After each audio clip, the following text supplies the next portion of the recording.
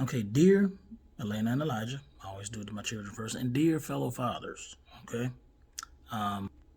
especially fellow fathers today. I'm sitting in my classroom and the thought just struck me, we need to do a good job, a better job of encouraging our young people to avoid stupidity when they're in the classroom and avoid being influenced by others when they're in the classroom. So I'm sitting in my classroom right now. Let me give you a visual. So this is what my classroom looks like, right? And I teach language arts to middle school students. And so the thing that I came to the realization of, not to call my students stupid, I wouldn't do that. I wouldn't say it to their face, not trying to believe that in my spirit, because you believe something in your spirit and you start reacting like that towards them, right? But they can't do stupid stuff, though. Believe you me. You have a teenager, or little kids in general, you know they can do that, right? The thing for me I started realizing is the power of influence, the power of how students can impact others, right? So I've had students that when they would start out, let's say they start out the school year strong, right? Come in, taking notes, interacting in class. Even if they weren't happy to interact, they would interact in class, ready to roll. However, they started sitting beside other young people that do not care. And I've done a video just recently that I try to put in the show description about caring.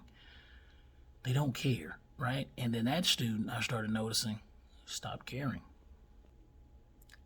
Stupidity is like a STD. It rubs off on you, right? Think about it. And the letters STD are also in the word stupid. So the thing I started realizing was just how stupidity can rub off on you, how not caring can rub off on you. I've heard people say before, if you show me a person's network or their friendship, you can almost kind of predict how that person is themselves.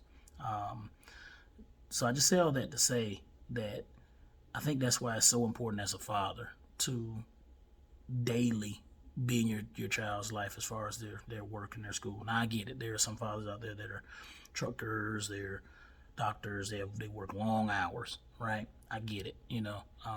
My father had to work long hours when I was a kid. Sometimes my mother's, other friends of mine, I knew their parents did too. However, the thing is though is that my parents and many times my friends' parents made a point at some point during that week.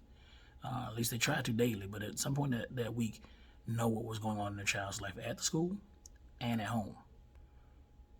Because with the danger in not knowing what's going on in their school and what their work is like, what their education is like, not just waiting to parent-teacher conference, but daily, weekly knowing what's going on, is that your child can, honestly, they can lie to you. I did when I was a kid. I tell my parents one thing and something else could be different inside the school. And sadly, what is that the realization is that your child's friends, especially with cell phones now, because like all my students have cell phones. The sad thing is that you have more and more young people that will influence each other to not care about school, will influence each other to not take their work seriously. And if we as fathers are not on top of that, then our child or children can definitely fall without us knowing. And then failure ends up becoming a part of their modus operandi. So, again, let us make sure to be about knowing what's going on in our child's lives. Checking on their friends, checking on who their classmates, who are they sitting around. Sometimes you even ask the teacher, hey, who are they sitting around? Okay, if you need to assign them a seat in the front, so be it. Okay? So remember, stupidity rubs off. Kids influence each other. How is your child being influenced? Something to think about.